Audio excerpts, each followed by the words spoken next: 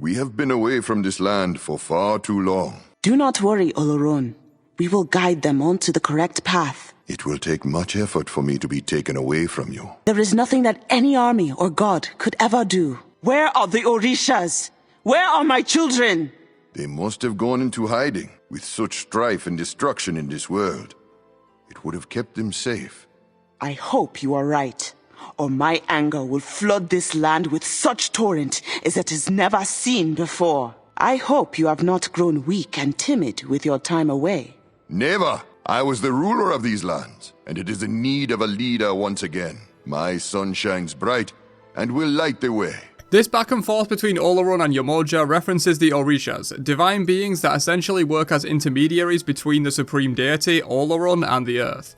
Much of Yoruba myth has passed down orally, and so there are many different interpretations. In most, Yomoja is one of these Orishas, but she can also be described as the mother of the Orishas, hence the reference to them being her children in these voice lines. Oloron mentions that they have been far away from the earth for too long, which is a reference to how Oloron exists on a higher plane and doesn't really interact directly with the earth. Rather, it is through the Orishas that he makes his will known. Oh, my mother always looked out for me.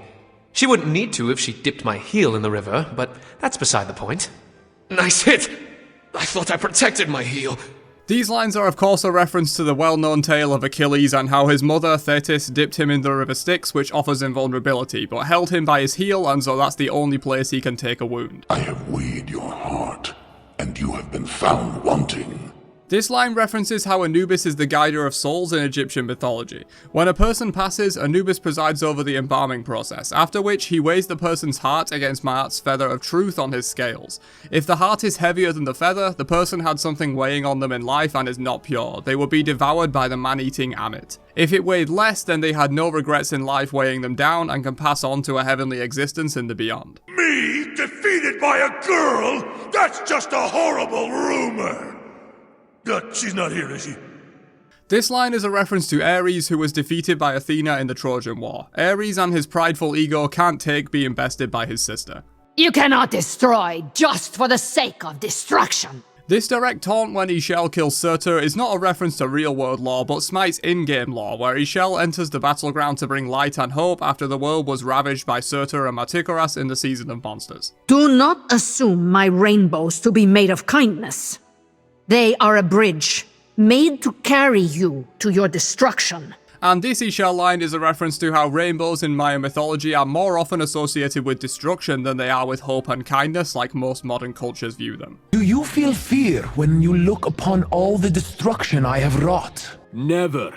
I am no coward, and I will fight you to my dying breath. It is not pretentious to expect perfection from my surroundings. A bit arrogant, wanting to rebuild everything to be like you. I cannot discern if you are brave or foolish for standing before me. Both. One can never know their full strength without running in head first. Is this how poorly educated the great King Gilgamesh is?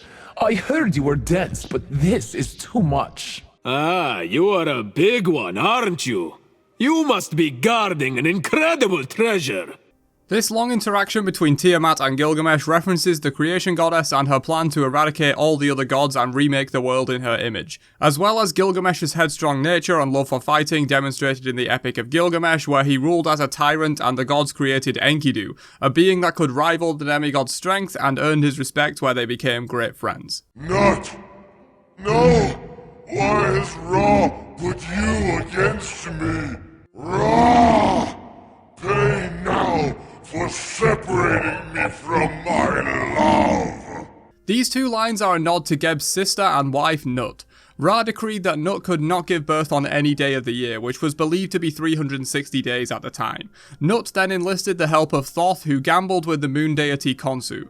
Each time Thoth won, he gained a small portion of Khonsu's moonlight. When he had won enough, he used this moonlight to rival even Ra's sunlight to create 5 extra days in the year to make 365 that we all know. Since these new days were not officially part of the year yet, Nut gave birth on each of these 5 days, which led to the rise of Osiris, Iset, Horus, Nephthys, and Set. When Ra found out about this trickery, he separated Nut from Geb for eternity. With Nut being the sky goddess and Geb the earth god, this is how the earth and sky came to be according to Egyptian mythology. Too small to be a dragon. Leave the winds to my brother. This direct taunt when Raijin kills Aokwang is a reference to Raijin's brother, Fujin, who is the god of wind and sky. Do you expect some kind of special reward upon my death? This joke line from Surtur is of course a reference to the fact that the fire giant in Smite was designed based on him for most of the game's lifespan before he was added as an actual god, and of course gives a powerful special reward on being slain. Typical Roman, proclaiming they can control the entire earth. This direct taunt when Morrigan kills Terra is a reference to how much of Celtic culture and language was eradicated when Rome conquered Britain in 43 AD. The only thing endowed is your sword. You remind me of my wife. Beautiful, loving, and completely untrustworthy. These two lines are a reference to how Aphrodite and Ares had multiple affairs while she was the wife of Hephaestus. Vulcan's direct taunt to Aphro is a reference to how Vulcan is the Roman counterpart of Hephaestus, and a very similar situation occurred between Venus, Aphrodite's Roman counterpart, and Mars, the Roman counterpart to Ares.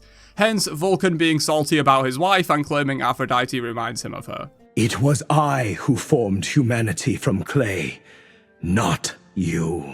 This line from Yu Huang to Nuwa references the creation myth that the Jade Emperor, Yu Huang, fashioned humanity from clay and left them to dry in the sun. Some were deformed by rain before drying, which led to the imperfection of humans. In other tales, it was in fact Nuwa who fashioned humanity from clay, hence her second ability in-game. What is wrong, God of Thunder? Take one step too many. This direct taunt when Jormungandr kills Thor is alluding to the final battle between the World Serpent and the God of Thunder when Ragnarok comes. Thor eventually defeats the serpent but is poisoned by his venom. Thor can only take 9 steps before he succumbs to the poison, hence Jorm taunting him about taking 1 step too many.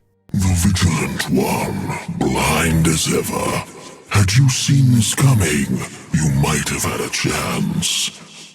This one is a bit of a triple reference. First, Cthulhu's coming is said to be unseeable and unknowable. Second, Himdalir is the ever vigilant and can see all that happens through the Bifrost. And third, the boat that hits Cthulhu when he arises from the deep and puts him back into sleep in Lovecraftian mythos was called the Vigilant. And finally, a few item references. Kronos' pendant is of course for Kronos. Charon's coin is a reference to how Greeks were buried with a coin to pay the toll, so Charon would ferry them down the river Styx to their destination. Phalanx is a tight military formation popular in ancient Greece, which makes sense given the item buffs your minions as if they're your military commander. Telkine's ring is probably referencing the Telkines, which were the original inhabitants of the island of Rhodes and were said to be demons with powerful magic that the gods killed because they were using it for nefarious purposes. Book of Thoth is, well, the Book of Thoth, where Thoth pens the names of the damned.